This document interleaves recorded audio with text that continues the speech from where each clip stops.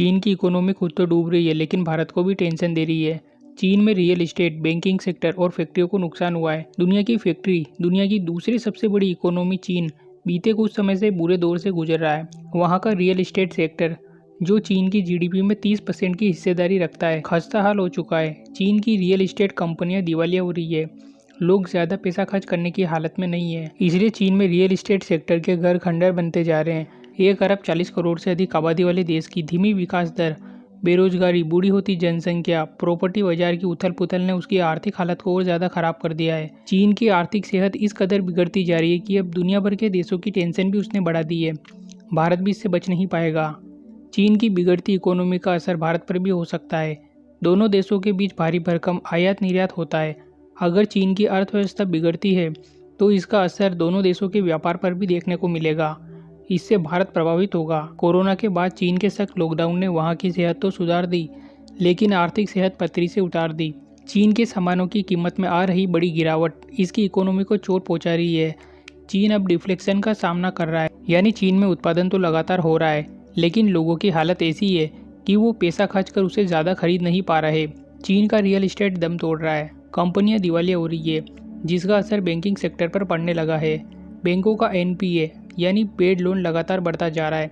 चीन में बेरोजगारी चरम पर पहुंच गई है।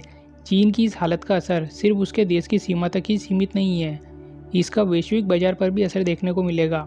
जानकारों की माने तो चीन की हालत का असर मल्टीनेशनल कंपनियों, उनके कर्मचारियों पर भी देखने को मिलेगा। हालांकि ये इस बात पर निर्भर करता है कि कंपनियां चीन से किस फील्ड में जुड़ी हुई है। चीन करीब 2 दशक से दुनिया की फैक्ट्री बना हुआ है। दुनिया भर के बाजारों में चीनी माल भरे हुए रहते हैं। बड़ी बड़ी कंपनियां चीन में सस्ता माल बनाकर उसे पूरी दुनिया में बेच रही थी। चीन की बिगड़ती सेहत का असर इन कंपनियों पर पड़ सकता है। हालांकि जानकारों का मानना है कि चीन की स्थिति को बढ़ा चढ़ाकर पेश किया जा रहा है, लेकिन ये भी तय है कि मल्टीनेशनल कंपनियां, उनके कर्मचारियों और उन लोगों पर इसका असर होगा जिनका चीन के किसी न किसी तरीके से लेना देना है। खासकर उन कंपनियों पर इसका असर होगा जो चीन को सप्लाई करती है। जिन कंपनियों की कमाई का मुख्य जरिया चीन का बाजार है, उन कंपनियों पर इसका असर जरूर होगा। चीन की खस्ताहाल इकोनॉमी दुनिया पर कैसे असर डालती है? दुनिया के 1/3 ग्रोथ के लिए चीन जिम्मेदार है। अमेरिकी क्रेडिट एजेंसी फिच ने भी इसकी आशंका जाहिर करते हुए कहा था कि चीन की सुस्ती से इससे ग्लोबल ग्रोथ की संभावना पर असर होगा। इसी वजह से एजेंसी ने साल 2024 में पूरी दुनिया के ग्रोथ का अनुमान को घटा दिया।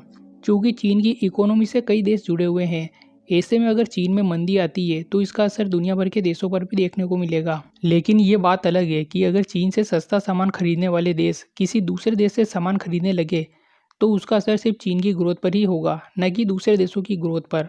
चीन की रियल एस्टेट कंपनियां दिवालिया हो रही है, जिसका असर वहां के बैंकों पर पड़ रहा है। चीन के बैंकों ने जितना भी टोटल कर्ज बांटा है उसका करीब 40% सिर्फ रियल एस्टेट कंपनियों को दिया है। चूंकि कंपनियां अब दिवालिया हो रही है, इसलिए बैंकों का लोन अटका हुआ है, कंपनियों का लोन डिफॉल्ट हो रहा है। चीन की समस्या इसलिए भी बढ़ती जा रही है क्योंकि वहां पर पूरे बैंकिंग सेक्टर पर सरकार का नियंत्रण है। चीन के छोटे बड़े बैंकों पर सरकार का नियंत्रण रहता है। ऐसे में अगर चीन इस कर्ज के संकट को पार कर पाने में विफल रहा तो ब्याज की लागत बढ़ती जाएगी, जो चीन की इकोनॉमी को लुढ़का देगी। अगर ऐसा हुआ तो इसका असर स्टॉक मार्केट में भी देखने को मिलेगा।